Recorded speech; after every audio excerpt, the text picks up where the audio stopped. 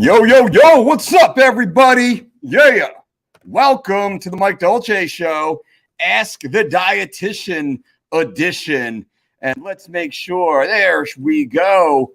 Boom, there she is. Good morning, Professor. Good morning. How are you? Good, how are you? I'm wonderful, actually. Full of energy and vibrance and ready to attack the day. That's how you got to start every day. Isn't that though? Right on. Well, I see we already have questions coming in this next edition of Ask the Dietitian with Professor Lindsay Howard MS, RD, LRD, CSCS. And I'm sure that's just the beginning of the list of acronyms we have for you. Today, we're going to be talking about some fasted dietary protocols, as we touched on last time. We're going to talk about the best body part split, but possibly bro split. I mean, let's see. Who knows? Maybe bro is the way to go. We'll see what happens. And what was the last piece? I forget what the last one was. Oh, energy boosting foods. That was a question I've been getting. Foods to boost energy. Yeah, well, I think let's just jump into some questions, right? Yeah. All right, let's say Randy V. And for everybody watching, good morning and welcome. By the way, feel free to ask any questions, leave any comments, throw any thoughts in there. This is your time with Professor Lindsay Howard, here to answer your questions and me to basically just get in the way of high quality answers. So we'll, see what I could do to avoid that. So F.U. Dolce, would you set up the training of someone who is following through to Shredded, but preparing for a bodybuilding show?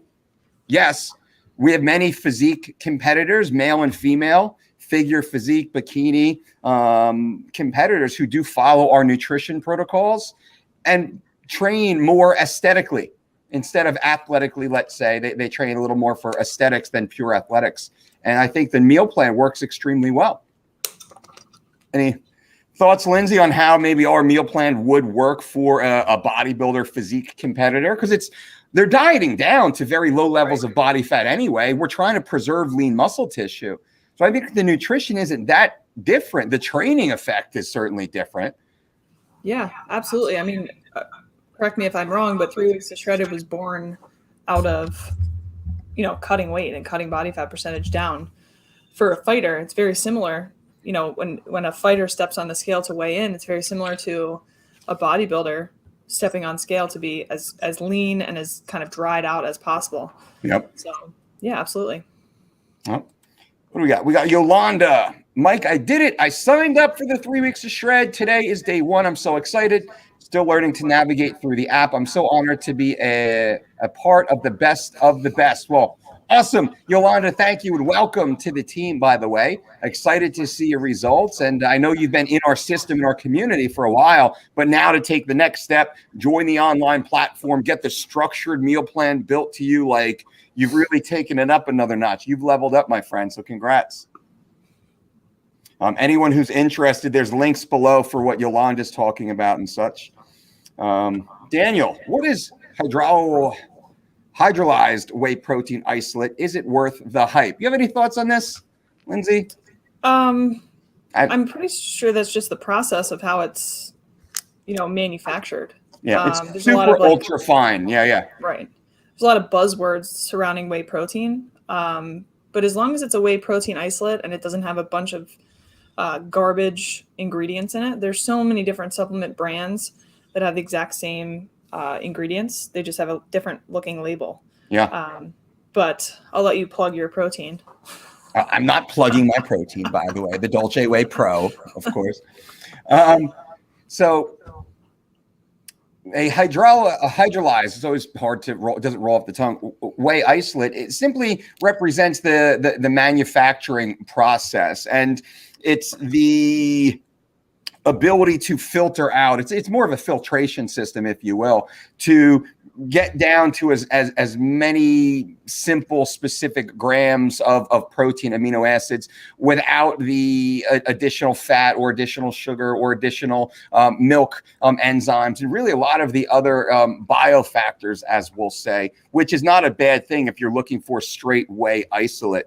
I think the price might be a little prohibitive, let's say, as compared to what we offer. We offer a cold process, cross flow, microfiltered whey protein isolate.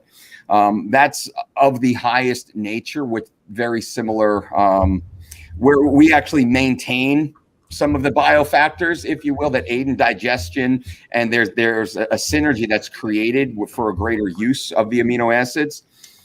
Now, that doesn't mean hydrolyzed is bad, of course. It just means, I think, that it's a more expensive way that doesn't add a lot of value and might actually inhibit some of the value, I believe. Yeah. So we prefer the cold processing, cross-flow microfiltration. Like, I know for some people, like I just got this question. My neighbor actually asked me this question: Is drinking too much whey protein bad for you? And like, yeah, you always want to get the bulk of your protein from food sources, lean sources of protein. But as a supplement, it's totally fine. For a lot of people, it's hard for them to get all of their protein in throughout the day. But I believe the hydrolyzed version is a little bit easier, like less of a dairy effect, a little bit easier on the digestive system. So if somebody I know a lot of people, they drink a protein shake, and a lot of people, like I do this, shake up my blender bottle and it's gone in 10 seconds. Like I just chug the thing. Yeah. And a lot of people get an upset stomach or, bloated or something like that. So if that affects you, if normal whey protein affects you like that, then maybe you would opt for the hydrolyzed version. Yeah. And it brings a very high level of a lactose friendly product. That seems to be one of the major benefits out of it, which is excellent. And I do agree. Gronus, what's up, Henrik? Lindsay and Mike, best duo, sing gangster, Mob Deep. Oh, snap. What body fat percentage will it start to get more difficult to gain muscle? Interesting. Thanks, guys. So I think what low limit of body fat? You have any insight on that? Yeah. So, it's difficult to be, there's some people that will say it's impossible to gain muscle mass while you're losing body fat. And that's simply not the case. Yeah. But it is much more difficult to pack on lean muscle mass when you're also trying to drastically cut your body fat percentage most of the time. And that's why people go through, like bulking season and, a period of leaning out or cutting back down, because usually when you're trying to gain muscle, you have to eat more.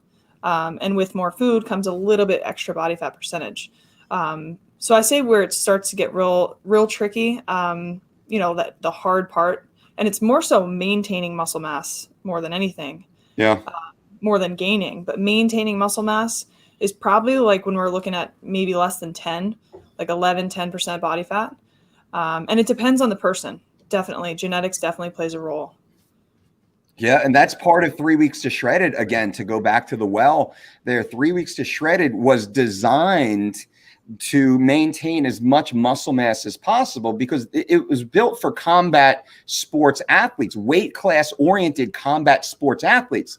Every ounce of muscle, every gram of tissue matters, plus and minus. We want to get rid of all non-functional weight. I'm not going to put even a fractional plate, a half-pound plate in your back pocket as you go out there to fight, I don't know, Anderson Silva or whomever it might be, Brock Lesnar, whomever it might be, right? Conor McGregor.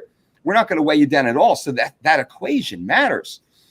And eating in a manner, I think, that we've been able to find, and ours is evidence-based, of course, but trial and error is really how the system came about. We understand the science is there, and the science that we really lean on doesn't really change that much. High net nutrient contribution at the lowest total caloric ceiling. It's kind of rather easy based upon activity, health history, deficiencies, right? You kind of round that out. That's all base in our system. So the practicality, and this is where most systems miss, they don't miss the practicality of a tier of evidence, right? You can grab a bunch of different evidence, prove your point in conversation. Can you apply it now? Real world situation, 0.00 ... He's got to weigh 146.00 at 12:04 p.m. ... Can you make that happen? And will he or she athlete be able to compete at 100% world-class Olympic levels, just enough to nudge out the second best in the world, or maybe the first best in the world?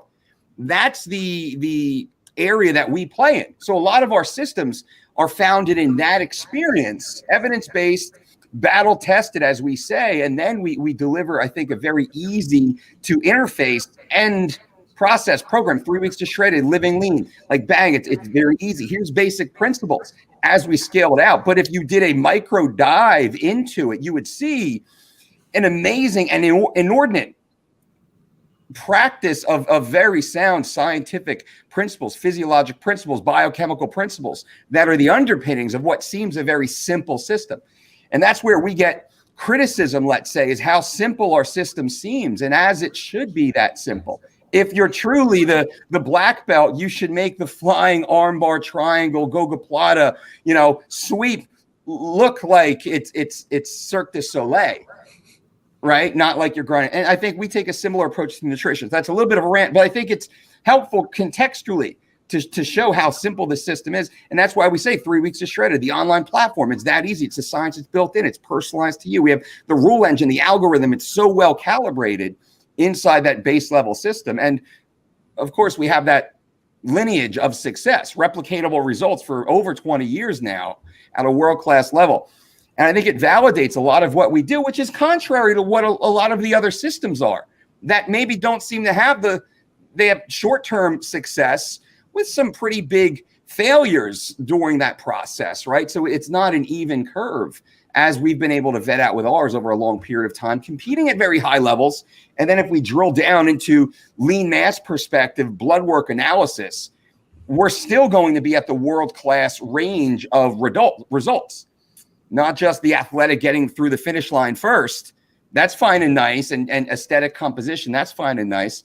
But truly delivering healthy athletes, enhancing their health, perfecting their health. And I think because we focus on their health first and foremost, again, which is why our system sounds different from the others, more of the YouTube fitness or just the general bros or the fitness marketers who are just throwing shit at the wall, trying to stick inside a algorithm or a Google crawler, SEO conversion space. And there's people that do that too. It's not what we do. So very long-winded answer. But I think that hopefully helps to add context for you guys here watching and paying attention to us, listening to us to speak. But also I think it's something greater to take away than simply, 0.8 grams of protein per kilogram of body mass. That's how much you should consume. And I walk away with my little Excel spreadsheet.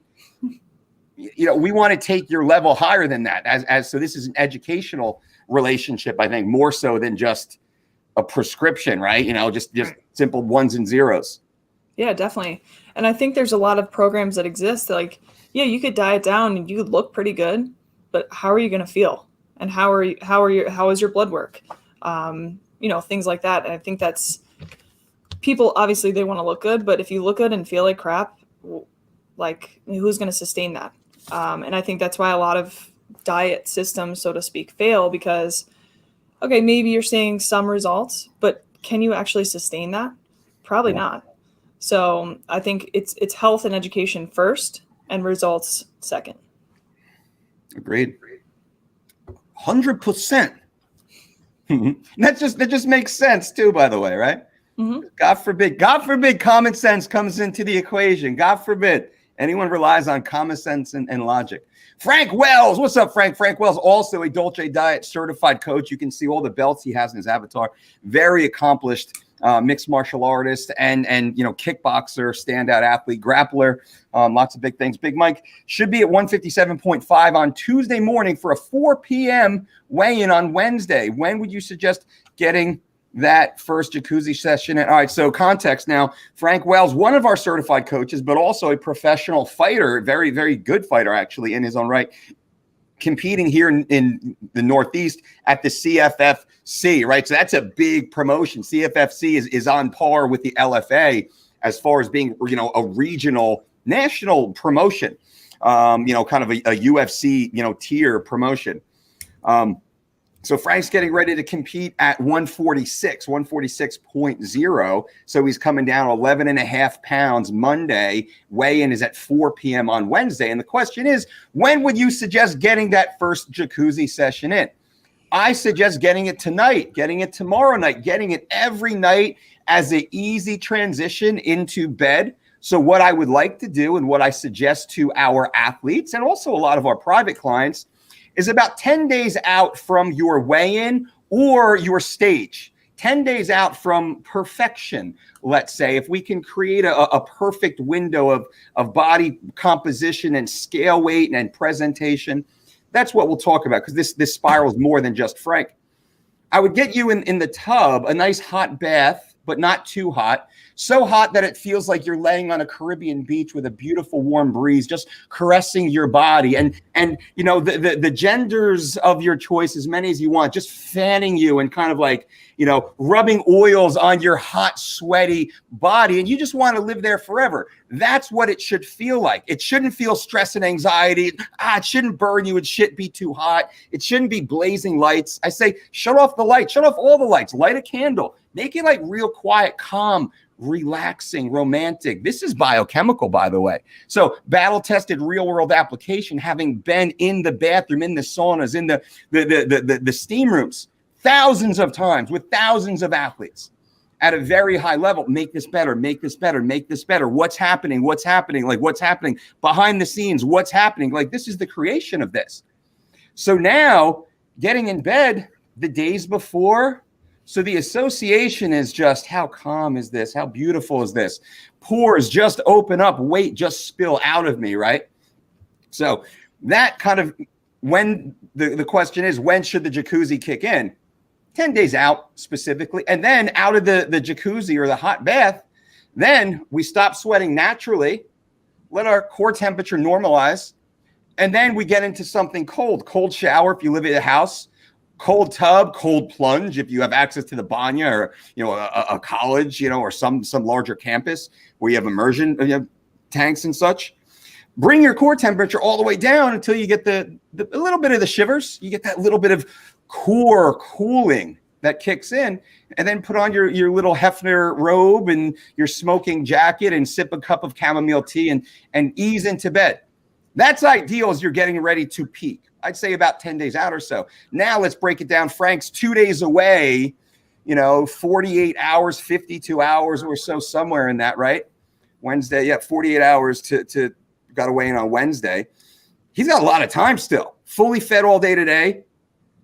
Pretty well damn fed tomorrow, not dehydrated. We'll drink a gallon of water tomorrow. Also, the day before weigh-ins, a full gallon. This will be a super hydrated athlete, but we'll calibrate the electrolytes so the water jumps out, not by restricting sodium, by balancing sodium and potassium and some of the other vital electrolytes, allowing for an efficient release of water that is not bringing the body into deficiencies, which is often missed. Most will pull glycogen, pull sodium, and go like ketogenic fat and protein. What happens? The body lets go of water, but also starts shutting down.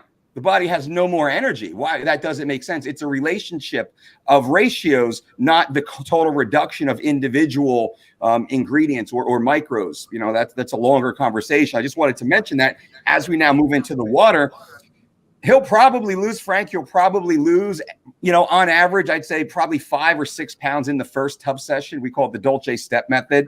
Going through that 25-minute circuit, he'll probably lose 5 or 6 pounds his first way through.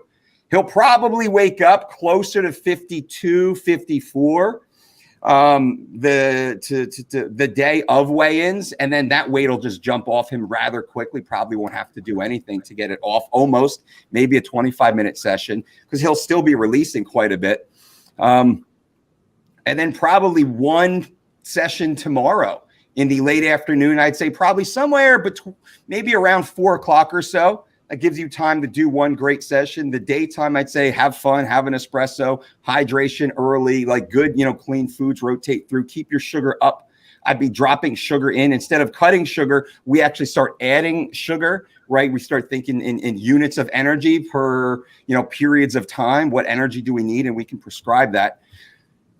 So everything feels great. Everything's working and optimally. And the athlete has these like 2-hour little, you know, bits of energy, bang, bang, bang, evenly spaced throughout the day to keep everything working and moving, a high metabolic rate, if you will. And we see the weight just really evaporate. And those who understand the purple belt and up level understand the deeper level of what I'm saying right now. And those entry level, great, this is what you need to know at the moment also. So to answer, probably 1 tub session tomorrow, Frank, around 4 or so, maybe something light and easy before bed because you're going to do one tonight and that's just what you do. Frank's a part of this system, so he knows the evening tub sessions, massage, mental massage sessions, as we call it, purification sessions, and probably just ease into the scale without really cutting more than, I don't know, maybe 50 minutes of true cut time over the next 48 to 52 hours. I'd say that would probably work. And everything else is just hydration and electrolyte manipulation without even massive caloric deficit. It's just rebalancing the type and the timing of the nutrients throughout the day. We're not trying to cut calories inside 10 days out. We're trying to keep them static and maybe even build them a little bit. So that's me kind of ranting once again. Feel free to clean any of that up, Lindsay, or whatever. That's all you. All right. Master. Does that make sense what I'm saying? Sometimes I speak like that and I feel like I'm just talking to myself, but I think people get it, like at our level, right? They get it. Yeah. Yeah. Yeah, I think so. Right on. Was that helpful? For me? Not for you. Here, please. Not for you. Come on. I'm like, yeah, I'm going to go cut weight tomorrow for fun. Come on, gangster. You could, though. You could. Yeah. DK, Coach, what makes your breakfast bowl blue? Not that it's all that big of a deal, but I put blueberries in mine, and that never vibrant as yours. Usually I put my blueberries in maybe to the simmer with like 30 minutes or 30 seconds, a minute if they're fresh, maybe like 2 minutes or so if they're frozen, and I'll mix them in so they just kind of melt. And then it creates this delicious natural flavoring, natural sugar, right? Just release the sugar inside and just kind of melts out, and I'll turn it over a few times. Yeah, some of those, I mean, depending on if you put your fruit in fresh, like afterwards, I shamefully am not a breakfast bowl fan. I'm admitting that here and now. It's bad. I'm going to cut your mic off. You're fired. Fired. It's a texture thing for me. But no, if you're putting your fruit in fresh, it's not gonna, those colors are not gonna leak out. So it depends on, how cooked, so to speak, you want your fruit. So if you want a colorful breakfast bowl, throw that in a hot pan or pot. And there's a bunch of different ways you can make it. Like you can even blend it and make it a smoothie. Some people dig that. Some do like an overnight oats thing.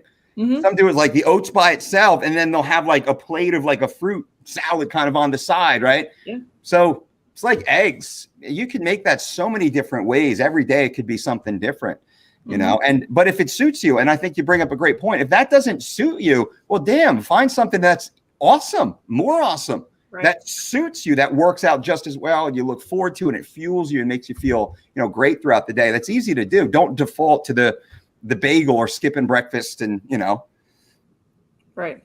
Yeah. I recently had a client ask if they could do that more of a smoothie route.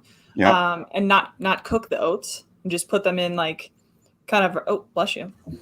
Thank you. Put them in as is. So it's kind of like crunchy. So like more of like a kind of like a granola type texture with the frozen fruit. And that's totally fine. It's the same ingredients. You're just changing how you're preparing them. Yep. Brandon says, I'm about 6'2", 200 and have a hard time getting in calories. Can only eat about 2,000 calories.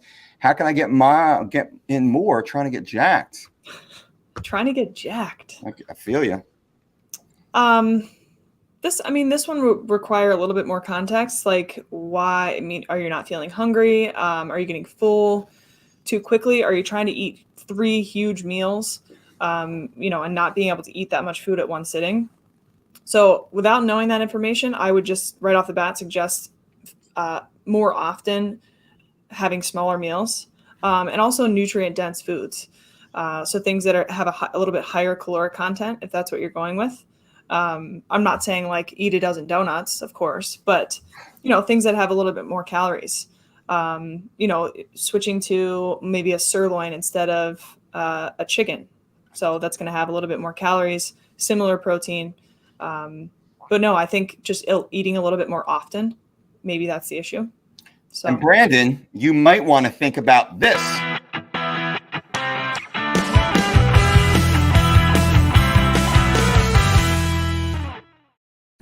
Actually, I meant this. This episode is brought to you by Certified Piedmontese. Go to Piedmontese.com and feed your family the same way I feed mine. Right now, use promo code DOLCE to save 25% on grass-fed, grass-finished beef with free delivery. That's Piedmontese.com. That just fits so well right there. But Brandon, to answer your question, what's your goal, man? Lindsay brings up lots of great points. If you want to get it in, you got to get it in. You can't make complaints about it. You just got to start. Add 5% to each meal, spread over 6 meals. That's one way to do it. 5% of the 2,000 calories is what, 100 extra calories? Is that correct? 1,000, Well, yeah. So, that's an extra 100 calories a day. Do that for 3 days. And then again, and then again, and then again. And pretty soon, 2,000 becomes 22, 26, 28. Then you're hitting a surplus. Also, don't just think about, adding more calories. Think about reducing certain activities. Let's look for a net return. Are you kind of up and moving around all day long? There's, old school bodybuilding. If you don't have to run, walk. If you don't have to walk, sit. If you don't have to sit, lay. If you don't have to lay awake, go to sleep. That's the rule in getting jacked and gaining muscle. Crush your workouts and don't do anything, or as little as you have to do throughout the day to try and swing that equation. So now maybe you get 100 calories of less activity and 100 of more food. You're starting to walk in the right direction. Yeah, definitely. It's funny, like depending on who's asking the question, it's like sounds like the exact opposite advice that you would give to somebody who's, trying to get leaner or lose weight. Or like, exercise more, eat a little bit less. Yep. So it is interesting, again, based on the context of the question, but yeah, for sure. That is interesting, right? And it's you back out of the parking space the same way you pulled in. Yep. So how easy is that, contextually speaking, to make these micro changes? Right. Nick L, what's up, Uncle Mike and Lindsay? Day 5 of the My Diet. Ooh, and yes, Lindsay taking notes every day. Awesome. One of your private My Diet clients, Lindsay? Yep. And speaking of Nick, he's one you were saying the overnight oats. He said he pretty much eats the breakfast bowl every day, and has like all the jars lined up, for the week. My man. So already prepared, already ready to go. But yeah. And that's a huge part of success, by the way, is just being prepared. Yeah. Right. Most people, they're well-intended, right? They're good people. They don't want to make the mistake, right? Yep. But they don't organize their life and they don't prepare. They don't take that step. And it's important to understand. You have to take that step in order to finalize the process or go through the entire system to get the end result, right? You can't, again, GPS analogy. If it says go left and you make 2 rights, what is that doing? Even if you still want to get to the same place and you're still in motion, right? You're still, moving or providing activity, but it's not concise to your goal. And that's what it seems like Nick is doing. Great job, buddy. Yeah. And the notes he's referencing is, I try to do this with most of my clients is reflect on your day. Yeah. So evaluate yourself. It's in all aspects of life. If you're not evaluating yourself, you're not going to make any changes. You're just living your life, going through your day. You're like, oh, it was a fine day. Well, was it a good day? Like, did you get the things done that you wanted to do? Did you stick to your plan? Were you prepared? So I think evaluation is a very undervalued tool in a lifestyle change. It's, intentionally thinking about what you did that day or what you didn't do that day, to be, again, more intentional about what you're doing. Yeah. Agreed. And it's funny, again, just I think this concept or this show today is really just about the basics, right? The basics and logic and common sense, how powerful that is in facilitating results, right? Scientific results, right? If you don't, especially like something that's so scientific, if you don't follow the steps, if you don't apply stringent protocols in exacting certain methods, who knows, right? It's all just a guess anyway, in that context. Yeah, definitely. Now let's jump off these questions for a second, and we still have tons of questions in here, but I wanted to touch on the first topic, which is fasted cardio. Now I know we kind of kicked this around, and I think I'd like to kick it around a little bit more.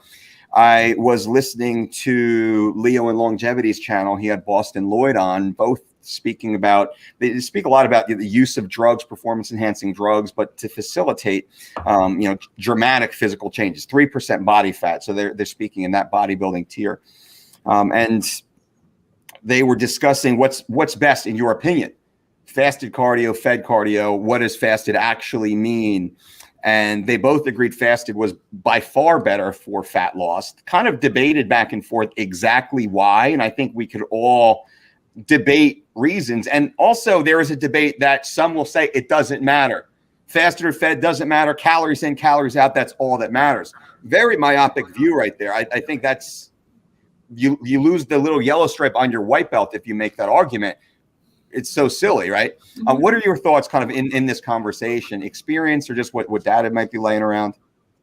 Yeah, so I actually, after last week, I was reading about, and I was also teaching, and I teach exercise physiology. So we're talking about, substrate utilization in different modes of exercise. So pretty much, are we using carbohydrates or fat to fuel whatever we're doing? And we go through all the biochemistry, glycolysis, Krebs cycle, all these things.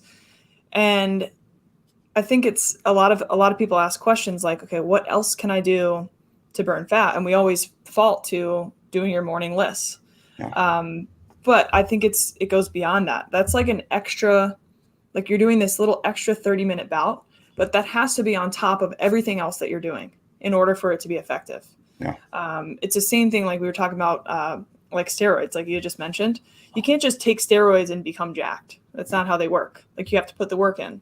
So I think fasted cardio gets a bad rap because a lot of the research that you read, like their protocols are just like, okay, this group did fasted cardio, low intensity, and this group did fed cardio. They're not doing anything else. So they're like, oh, I didn't really see much change in, body fat percentage over 4 weeks or 6 weeks or whatever the length of their study was. So I think it would be very interesting and to my knowledge, I don't think it exists because I read a lot of research last week, to actually do like a fasted cardio protocol on top of, here's your resistance training protocol. Your diet is completely particular to you, to your goals, and consistent. So I think that's a forgotten aspect that, no, you're not just going to get up and walk for 30 minutes in the morning and all of a sudden drop 10% body fat. Like that's just not how it works. You still have to be doing your high intensity training at another point in the day to, stimulate that higher metabolic effect. EPOC is another great topic to talk about. So excess post-oxygen consumption, or excess post-exercise oxygen consumption, to burn additional calories throughout the day. But no, I don't think fasted cardio would hurt at all. If anything, you're getting out in the morning, you're walking for 30 minutes and you're getting your mind right. You're in your mind, you're going through what you have to do throughout the day. So I would always recommend it. Always. Yeah, it's as you said, it's one part of a total program. Yep. And that's the assumption is high intensity resistance training in some form is being performed a minimum of 3 days per week. Hopefully every day, right? 20, 30 minutes a day, I think would be ideal. 45 to 90 minutes, maybe every other day, depending on intensity and volume. Yep. So the release of free fatty acids first thing in the morning as opposed to utilizing stored glycogen, which is one of the thoughts behind that. But really more important than that, we always point to it is insulin. So insulin is a storage hormone primarily, and performing this activity without insulin being present, as it will every other training session throughout the day, this is the one time where your day is aligned to allow for this significant scenario, biochemical scenario to take advantage of. High intensity first thing in the morning, we always say, is that's great too, but high intensity fasted is inefficient. The point is stimulation, and you won't have the same nervous system stimulation when fasted because you'll gas out maybe 3 to 17%, early onset fatigue, let's say, as opposed to a more well-fed state. better hydrated state even, because first thing in the morning, we're dehydrated. Yeah. Things don't quite fire the same way, even nervous system stimulation.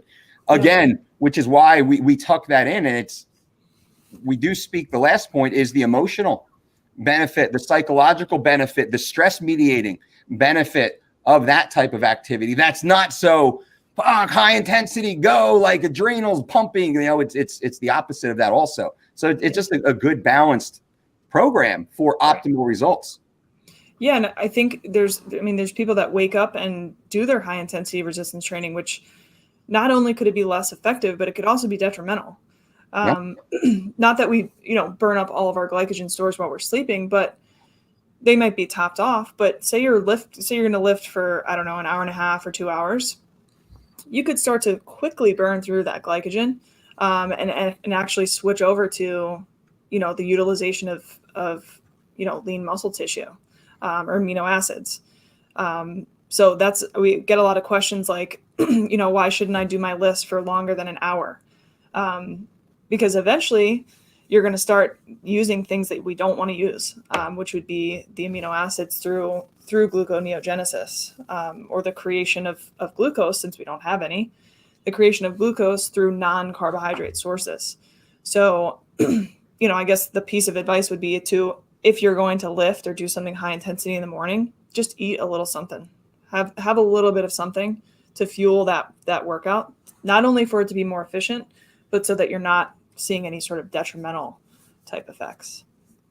True that. Yolanda asks, since we have the lovely lady, how about we talk about our monthly cycle? How do you optimize your training around your month with the peaks and lows of different hormones? And maybe you speak also to your athletes, because you do coach a women's team, and so it's good context here. Go ahead, please. Yeah, it's interesting because people's periods affect them differently.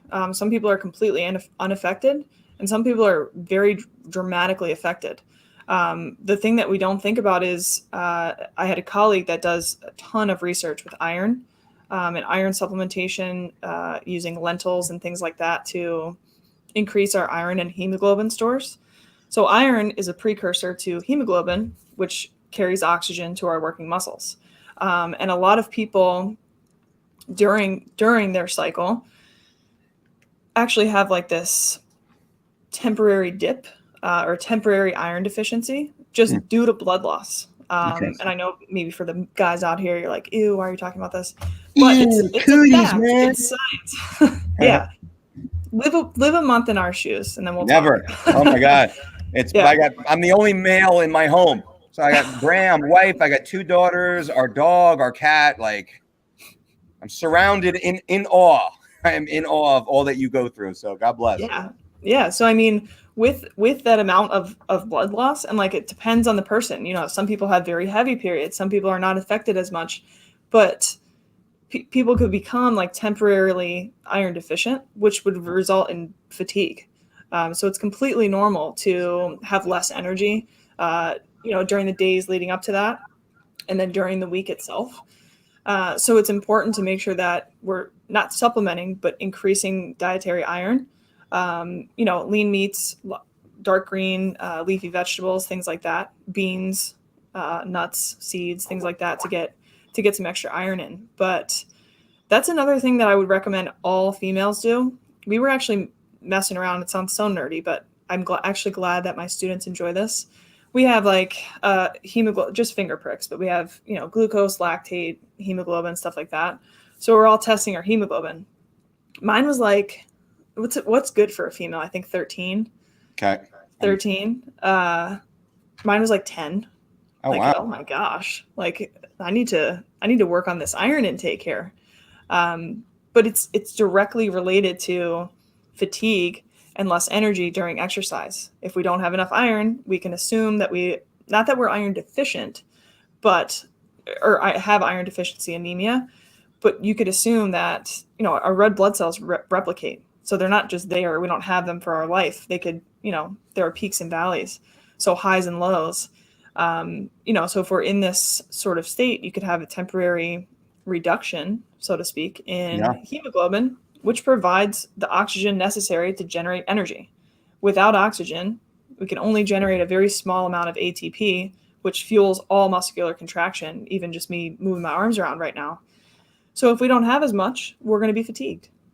That's just how the science works. So yeah, I mean, and it affects people differently, but you know, if you're somebody that's greatly affected by your period, make sure you're definitely very well hydrated, getting those iron-rich foods in, and make sure you sleep. Definitely make sure that you're getting enough rest during that time. Yeah, and so you track it with a finger prick, because that's very important to do, to know where you are, to see if you have to address the issue, right? Yeah. Especially if you're going in the competition, let's say. Yeah, absolutely. And if you talk about, like, there are a lot of female athletes, especially, usually of a smaller size. So think of, like, I don't know, gymnastics athletes, cross country, even swimming, things like that. There's a pretty large percentage of female athletes that are iron deficient. Yeah.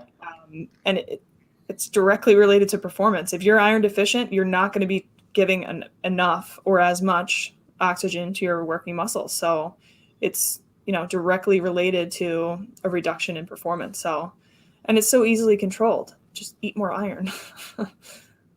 Right, which is not a bad option, by the way. Right.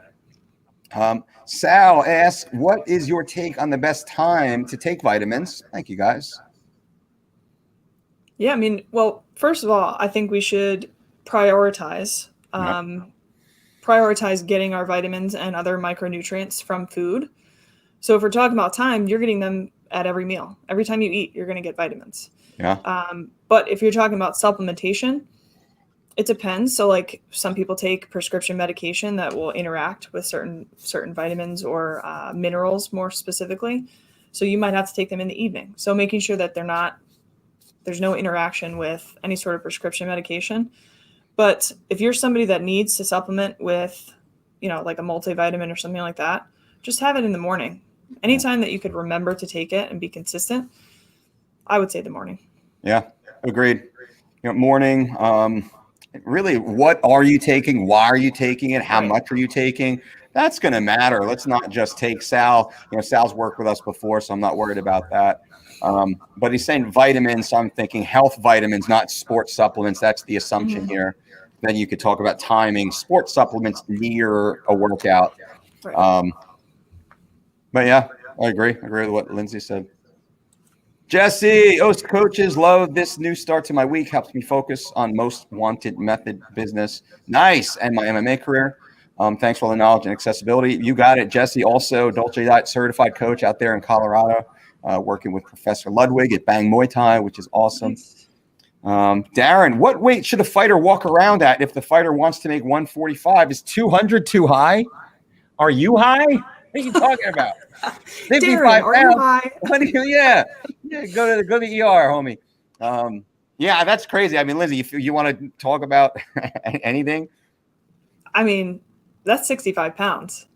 That is drastic. Talk about crashing your metabolism. You know, that's super, super drastic. I don't know. And Mike, you might have like a good range as far as, like, you know, is 20 pounds too much? Is 25 pounds too much? But 65 pounds is definitely too much. If you want to be elite and compete at the elite level, you have to keep your off-season weight within 10% of your competition weight. That's at your worst. I'd rather see you training somewhere about 7 to 8% above competition weight for the meat of your training camp. That's a large percentage of body mass, by the way. If we say 10% on a 200-pound person, that's 20 pounds over. 25%, yeah. Right? So if you're at 185-pound middleweight in the UFC, anywhere between 200 and 205 would be good. Maybe 208 if you're a little taller off season. Otherwise, old school 10 years ago, yeah, you'd see that more often. But now the gene pool has been added to, not only in number of candidates, but also higher genetic elites have been added to the gene pool in higher numbers. So these margin of errors must be calibrated for the competition.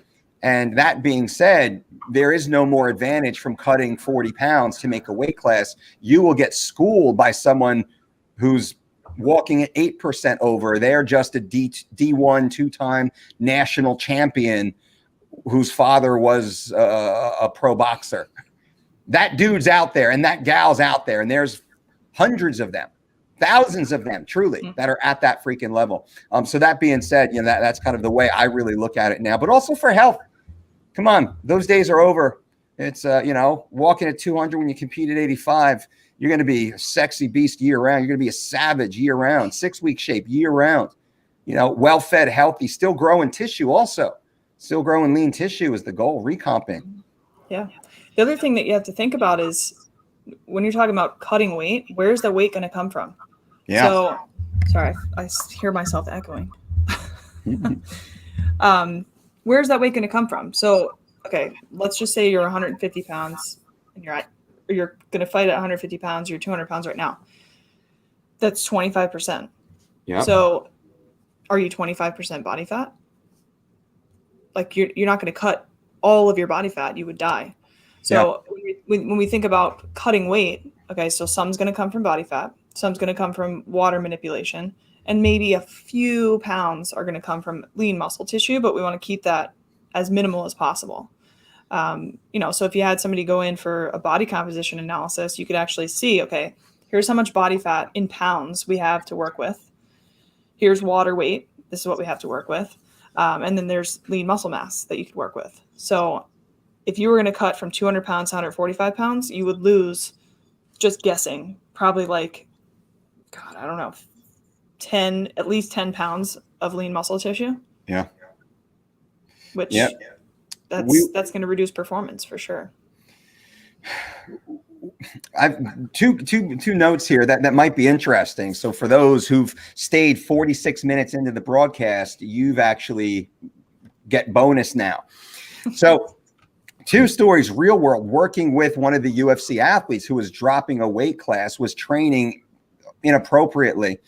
And we handled the nutrition side, had a strength coach doing the strength coach, and had 8 different coaches in camp, none of whom would speak with each other or share the program. So it was very challenging to operate in this field. Everything went to the athlete, and the athlete oftentimes played the coaches against each other, unfortunately. So as he's getting close, you know, still 16 weeks out, let's say 12 weeks out, we're starting to see the weight that isn't moving the way that it should be moving if the other variables training effect were calibrated. Well, turns out he's powerlifting, 3-rep sets, heavy box squats, bench presses, like training like a power lifter, training those type 2X muscle fibers, right? Kind of really facilitating that type of growth, hypertrophy, stimulating hypertrophy while trying to drop a weight class, mind you. And my team and I, Lindsay wasn't with us at that time, but we had a team of exercise physiologists, registered dietitians, NSCS, CSCS, and we would just kind of have a round table on every one of our clients, especially our high-level athletes. And, you know, twice a week we go through as a team and we'd massage the program, and we'd have touch points with family members and whatnot to liaise with the team, and shopping lists and all the fun stuff. And we did a calculation based upon DEXA scans, body mass analysis, past training history, hydration levels, 3 years of comprehensive blood work.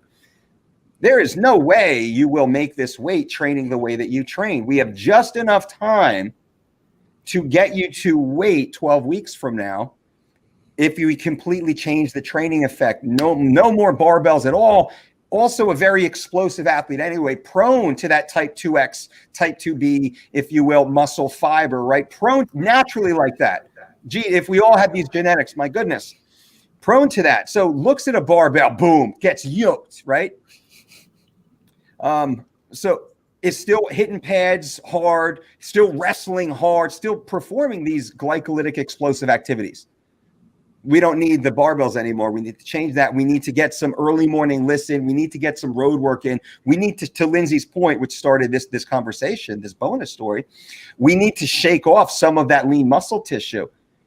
And the longer you wait to do it, the more muscle tissue will have to burn off, work off.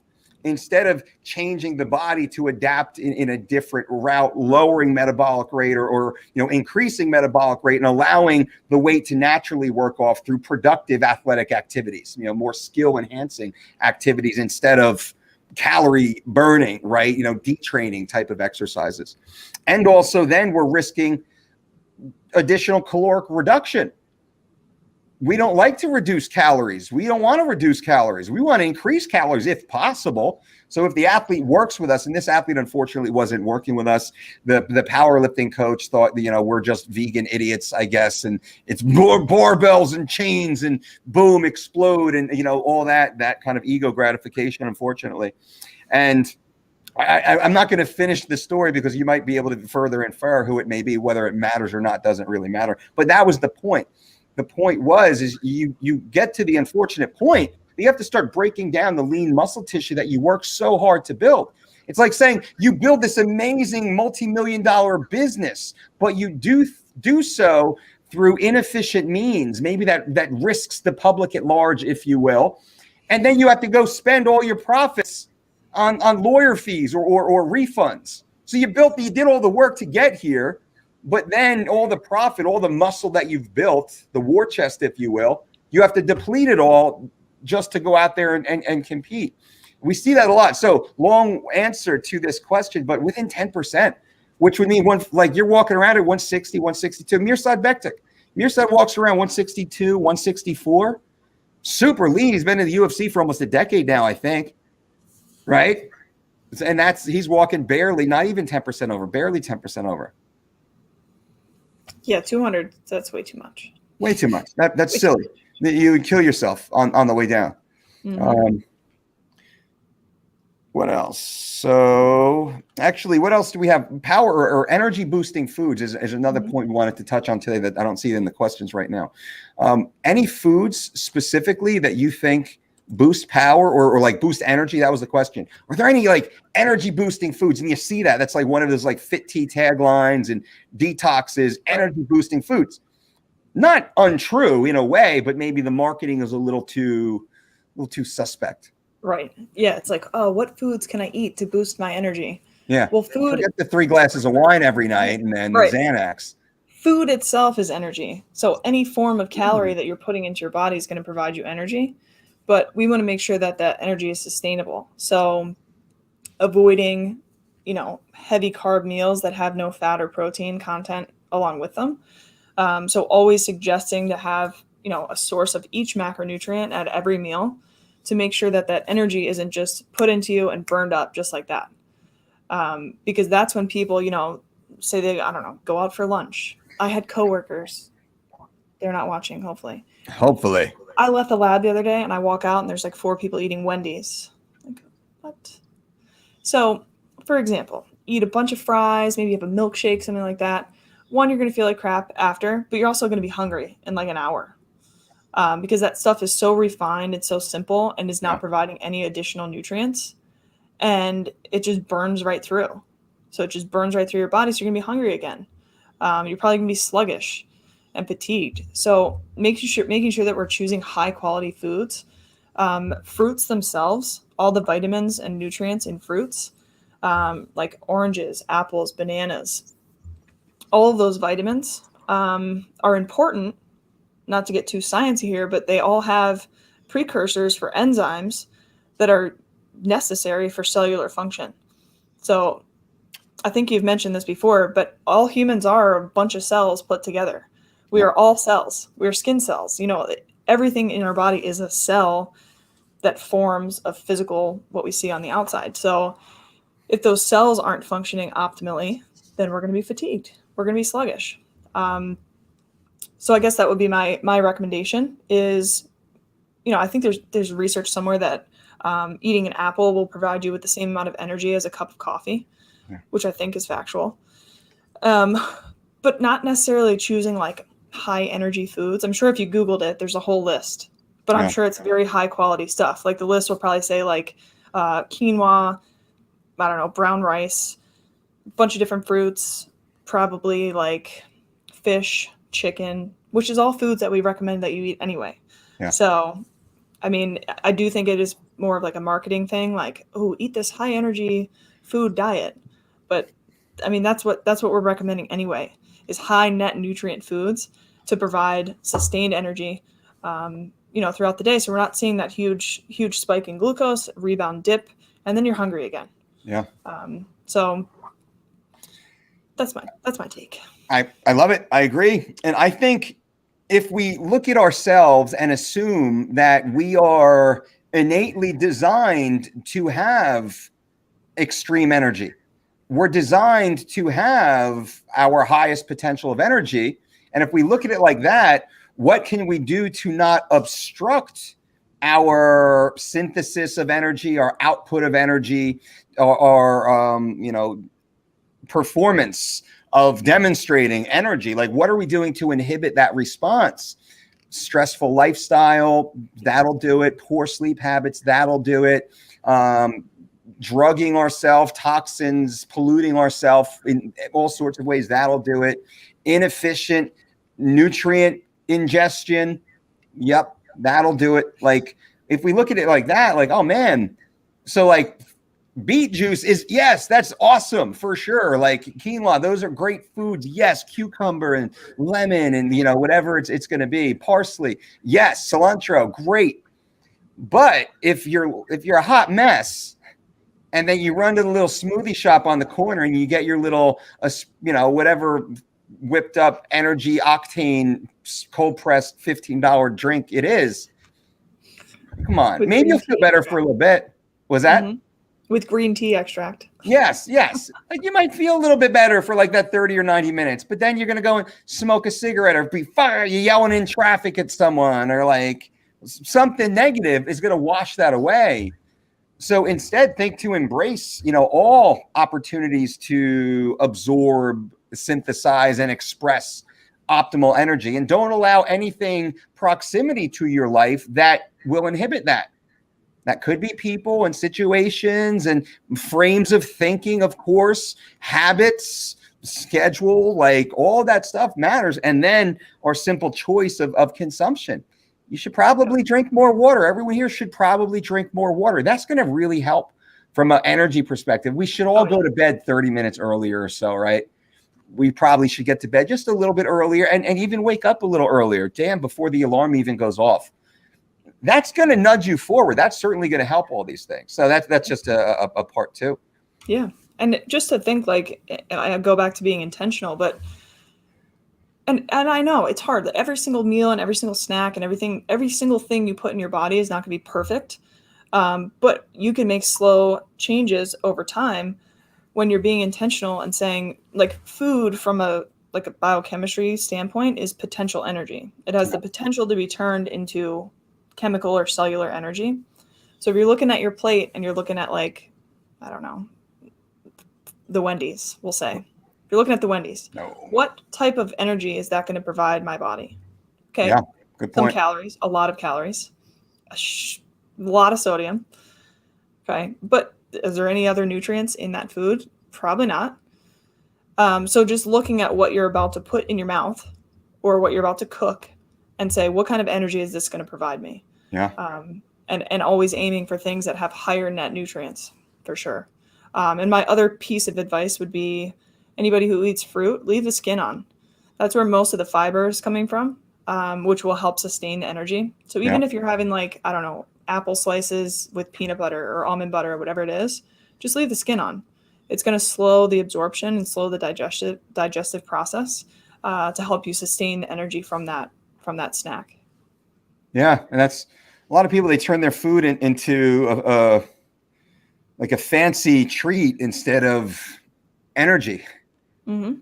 It's that relationship, the mental relationship. They look at food as if it's a packaged good instead of a life-affirming necessity, right? Right. I think it's possible to make it very flavorful while still embracing the life-affirming component that food has, right? Mm-hmm. People don't think about that. They just like eat when they're hungry. Oh, burger and fries sounds good, and a synthetic, toxic, colorized bubbly drink, right, of powder that's mixed in, like, that's not affirming at all. That doesn't do anything. That kind of destroys the machine. Right. It's unfortunate. Adam, what's up, Adam? Coach Adam Hart down there in Spain, I believe, Ibiza. Do you think GSP was trying to cut too much, and that's why he was struggling with his eating, or add muscle? Either way, do you think that GSP was too big? I don't think George, my opinion, I don't think George was ever too big. I think he made some dangerous diet decisions, or I should say some drastic diet decisions, which I believe he developed. I don't know if it was diverticulitis. He did develop some sort of eating condition, digestive condition, and I apologize for not knowing specifically what it was. I don't want to speak out of turn, but I know he developed a very severe digestive disorder as a result of what he had said, the nutrition plans he was following to become a middleweight, to fight Michael Bisping for the 185-pound world title, and I think to transition into that. So I don't know if it was type of food or quantity of food or lack of food, because I know he's tried since then, swung the other way to extreme fasting and dry fasting and 4 and 7 day fasts and different things like that. To which also this to me, not having a conversation with George, but there's this extreme nature instead of taking something that's more balanced and nuanced. And I think that probably long-term does create a more serious conditions and problems and challenges than to just be a little more, methodical and traditional, kind of more like our system, not to speak out of bias, but just something that's very simple, very clean, nothing crazy, solid amount of calories, high healthy food, no synthetic toxic chemicals. Let's get some blood work, look for deficiencies, build the baseline, nothing crazy. And then, all right, what are you trying to gain a little, lose a little, maintain and improve performance? All right, reanalyze the blood work, reanalyze the training protocol, reanalyze the food contribution.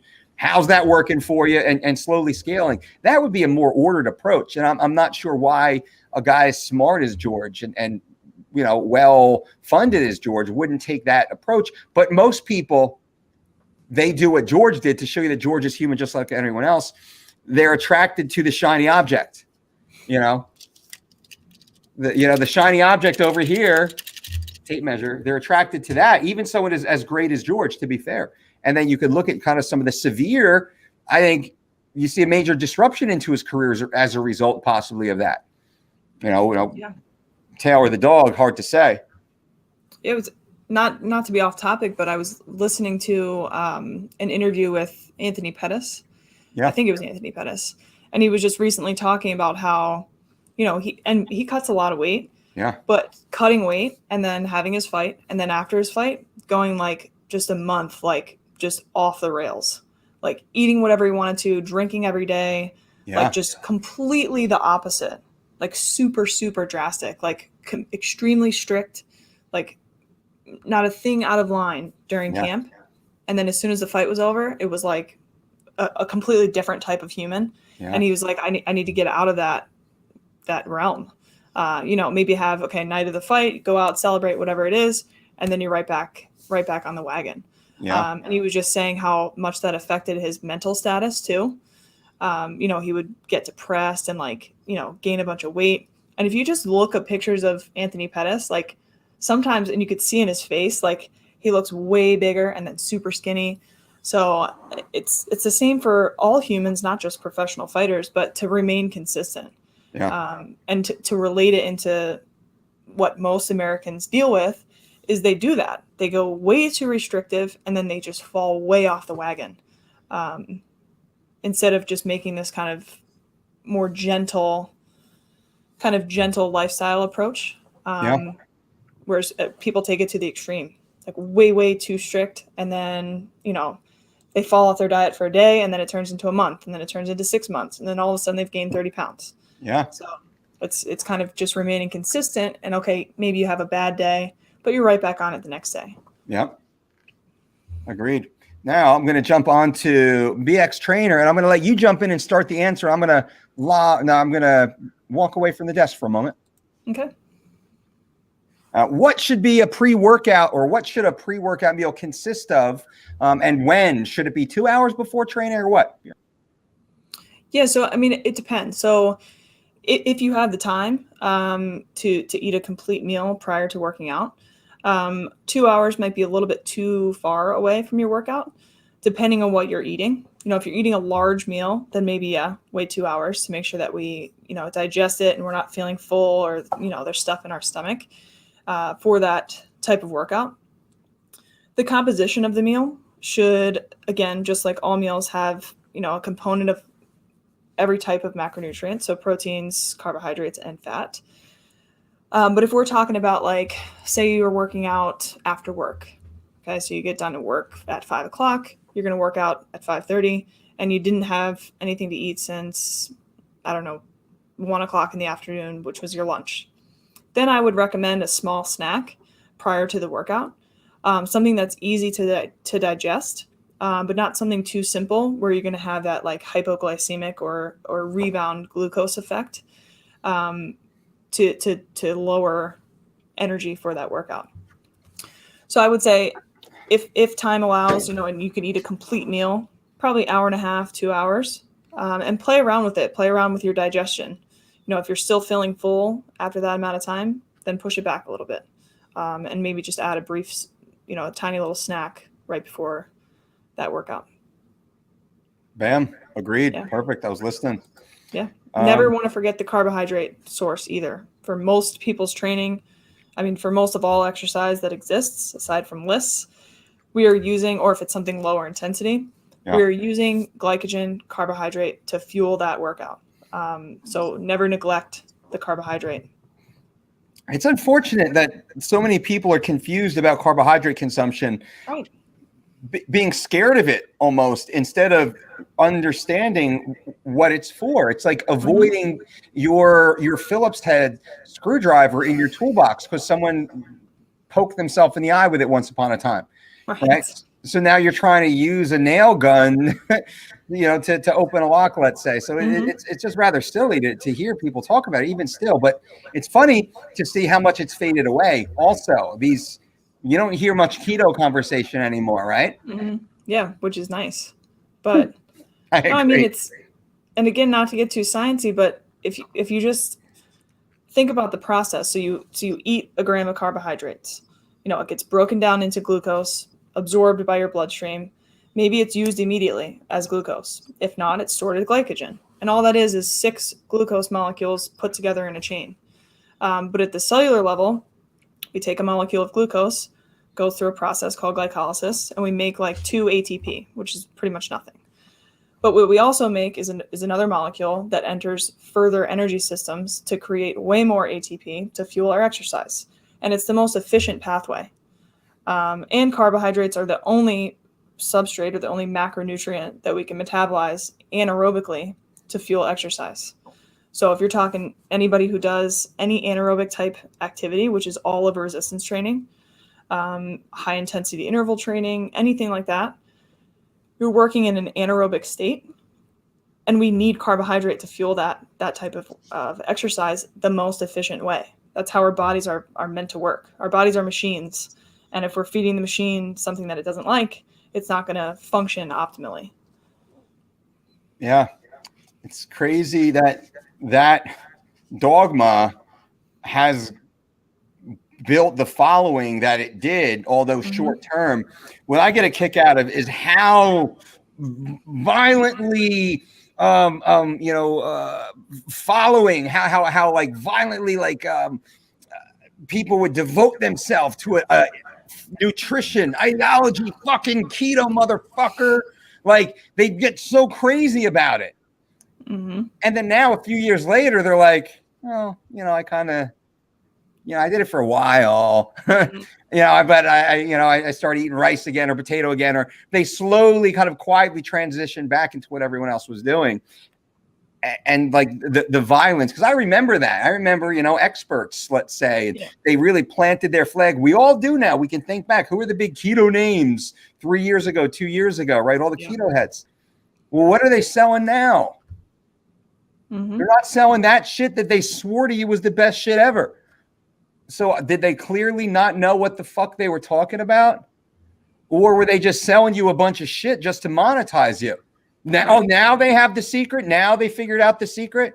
No, like, so it's funny to see just how many stories are changing now on this topic that, we've just been speaking sense this whole time and during that time, and we will, for years after this time. And that's the most effective part of all this anyway. Mm-hmm. Right.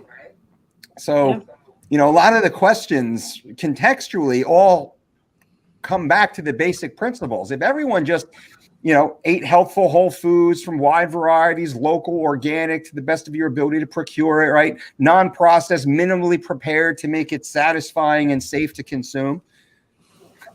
And even, consumed in even intervals throughout your day based upon activity. If you're a librarian who's, doing a little bit of yoga, then, it's one eating plan. If you're, a construction dude who's also entering a powerlifting competition, all right, slight modifications to the basic principles. And then it's just rinse and repeat, that type of attitude. I've never seen that not work. Mm-hmm. With dramatic weight loss, fat loss, get shredded, perform at high levels, build muscle tissue, live a long, healthy lifestyle. I've never seen that not work. Right? And it's like, it's so, just to like sit here and like chat with you and everyone who's hanging out watching, to say it like that, I've never seen it not work, honestly. So if you're looking for what works, well, why not that? You don't even have to buy what I just said, right? That's just the governing principles, kind of like what we follow when we build programs and such. Right. It's the base of the DOLCE diet pyramid, so to speak. All of those principles are the base, and then depending on the person, that's how we build the pyramid up. Yep. And get more specific and more tailored to that individual. But the basic principles are the basic principles. Regardless of who you are, you should be following that. And that will take you a very far way towards your goals. Right. Just starting with that. Right. Just that, right, will get you 80% of fucking your world-class performance, right? And that's all relative. My world-class will likely not be Usain Bolt's world-class sprint, but I can be as fast as I can be for me, right, to get me to that goal. So just the basic principles will get me 80% of the way there. Yeah. Simple. Omar, what's up, Omar? What's up, Mike and Lindsay? Bang, bang, thumbs up. Well, what else do we got? I mean, there's still a bunch of questions here. I know we're getting a little bit long, an hour and 12 are coming up on. Anything else that you wanted to go over? Questions from last time or things to just share? So we were talking, this is like way off topic based on what we're talking about today, but we were talking a lot about, I keep hearing myself echo. I don't know what that is. Every so often, but I don't really hear it over here. So okay, good. No, we were just talking about, somebody had brought up a point about COVID deaths. Oh yeah. So talking about, talking about, COVID deaths and how many of those are attributed or correlated with other comorbidities. So I did a little research, got my numbers, and they're all numbers from 2020 or 2021. Okay. But these numbers are actually pretty staggering. So there have been, again, they might have changed because they update them like every 5 minutes, but there have been 546,000 COVID deaths in the United States, I believe. And that's like pretty much about a year. That's what I would guess in the last year. Because this is really about the time it kind of started last year. Okay. These are 546,000 deaths? Yes. Okay. Which is staggering. But cardiovascular disease deaths every year, 655,000. 1 in every 4 deaths is associated with cardiovascular disease, which I would say 90% of individuals with cardiovascular disease is the result of poor lifestyle. Yeah. Like, yes, there are some genetic factors. Maybe you're at a higher risk for certain things. But in terms of lifestyle, you're at higher risk if you're a smoker. You're at a higher risk if you are overweight or obese. You're at a higher risk if you have high stress. And all things that are under our control. So it's interesting to look at those numbers. Some other numbers that I looked up, 45% of adults are hypertensive. Like what? Yeah. It's half the population. That's insane. 40% of Americans are obese and 71% are overweight, over 20 years old. Like, it's just mind-blowing if you talk about, money, healthcare, insurance, all that stuff that could be avoided if people took their health more seriously. I think so what's the problem? Like, why is this happening? And I think the problem is that there's not enough people looking to fix the problem in the right manner. Like, people, if they think about their health, okay, maybe you go to the doctor for a checkup once a year. We go to the doctor, the first thing they do is put you on the scale. There you go. Insane. So you can see, and this is the 2020 death toll. You can see COVID right here. So this is, I believe, aggregated. You could just see the disparity, right? And then I think this, 2021 continued on, probably a little bit higher, but so would this have continued on, proportionately speaking.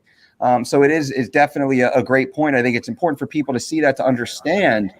And then, of course, you can drill down deeper into the numbers, because heart disease deaths are heart disease deaths. Right. The COVID deaths, not minimizing them, have a multitude of contributory factors to it. Many were likely the primary cause, and it was, dying with COVID, not as much dying of COVID. And that's something that's well discussed in medical and the scientific terms, but not highly publicized or promoted amongst the talking heads. So sorry, Lindsay. Yeah, it like almost started as this conspiracy, like, oh, this person had a heart attack or this person had a stroke, but they tested positive for COVID, so it counts as a COVID death. Yeah. So like it started as like, oh, they're counting them as COVID because, they get insurance money or whatever it may be, but they're still counting them as COVID deaths. So it's interesting to see. And I think the comment that we got last week was like, I think it was 83% of people who have died from COVID had like 3 or more comorbidities. Yeah. They weren't healthy adults. Yeah. No. Yep. That was true. Yeah. But which is, I looked that up. I fact checked it. And what was in, and I forget who I was speaking to this with or speaking about, but given this being known, so we know the staggering death rate, and we're not minimizing COVID, but we're also saying, hey, heart disease here, guys and gals, you got this one is flying under the radar in many ways. So if COVID vaccines are becoming mandatory in many ways, but also look how far the government is bending over to fund such things, not criticizing, applauding. Why then is the government not addressing the other high percentage fatality, not risk, cause of heart disease? How come statin drugs are not, there's no stimulus for statin drugs or LDL removing drugs or for stents and bypasses? Why is there not an outcry for that? When, if it's just statistical, goddamn, 600 some odd thousand Americans died of heart disease. Are you crazy? That's heartbreaking. Yeah. And in COVID, my God, it's aggregated here. It's 360,000 or so. Cancer is almost 600,000. My God, how heartbreaking. Where's all the funding for that stuff too? Where's the seriousness? And when we see people eating fried foods and sodas and all the crap, that's like walking around with no mask then. To use the same kind of rules, that's effectively walking around with no masks and hanging out with people who are high risk. Yeah. And it is crazy. And I think it starts like, again, like kind of what I was saying before is when people think of like, let me find out if I'm healthy or not. They go to the doctor once a year, they go for their checkup, and the first thing they do is step on the scale and get weighed. And they're like, oh, your BMI is 32. That's classified as obese. Yeah. And then they just leave the doctor's office. You know what I mean? With no recommendations or referrals or anything like that.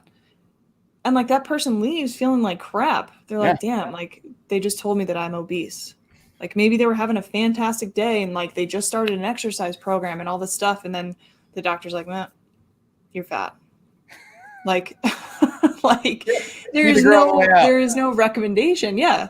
There's no recommendation. And it's like, there's such this negative connotation, like, and this like, I don't know, self-loathing that's associated with not being healthy or being overweight. Like they feel embarrassed. They feel like a lesser person, embarrassed to wear certain types of clothing and things like that.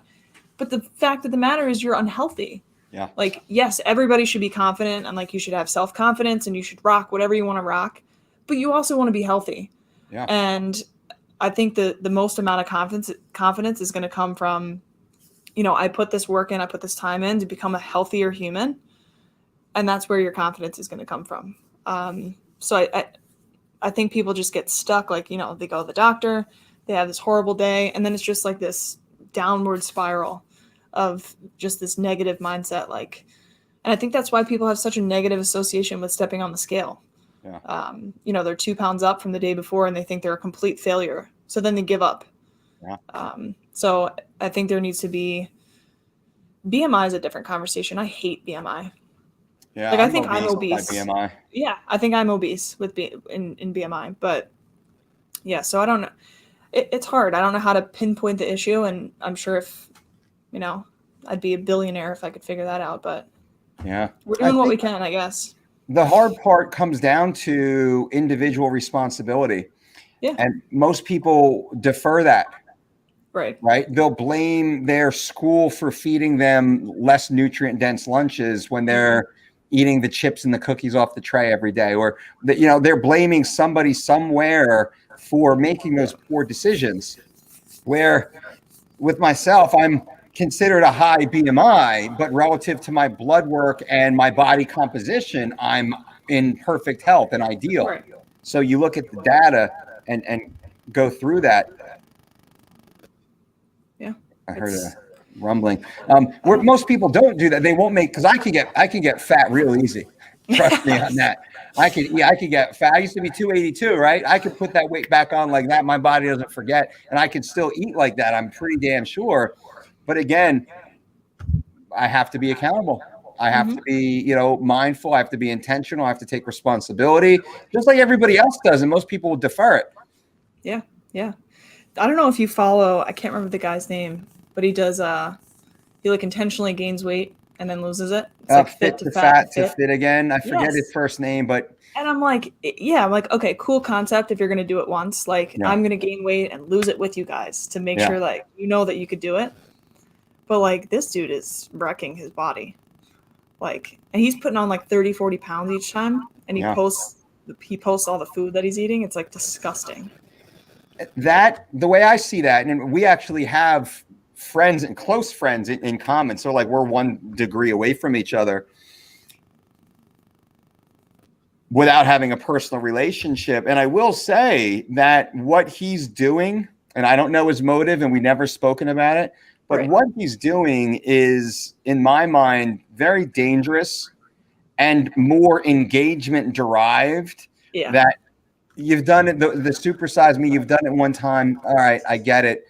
But to build that into a brand and perpetuate that poor lifestyle decision to gain the disgusting weight, to then lose it again, this is just an engagement scheme. And I use the term scheme not in a critical way, but in a factual way. It is a predetermined system in order to generate content, to create engagement, to then monetize, right? Mm-hmm. And you can see through that, see what that is. There's no new idea. There's like this, that's what you have to revert back to just to get clicks and people to pay attention. Right. You can't take that true earnest approach as an educator, like use the old experience, if you will. I'm not even flat, happy about that. Yeah. So that again, as an expert in the field, right? Someone, and a team who operates at that level, global level of exposure and influence. That's what you're coming with. Yeah. Come on, like, man. Okay, maybe you did it once. Okay, cool. You gained a bunch of weight, you lost it. But if that's your business, just keep referring back to that one time you did it. You don't have to do it 10 times. Yeah. It's just for engagement. It's a spectacle, for engagement. And fuck, man, that bothers me because it sets a bad example. Mm-hmm. And that's what then people follow. Keto, same thing. It falls into that category. That's a marketing scheme. It's not an education-based protocol. It's not a solution, right? It's a sideshow. Where are the solutions? I'm not seeing solutions. Yeah. And if you take it another step further, it's also showing other people that if I gain 30 pounds back, I could lose it again. Yeah. So it's kind of counterintuitive. But. Yeah. Yeah, it is what it is, and that's to all kinds, right? To all kinds. What else we got? Anything else? I think, yeah, we kind of hit on everything. I know that there's a bunch of questions. We can't get them all in. People are, yeah, I agree with that.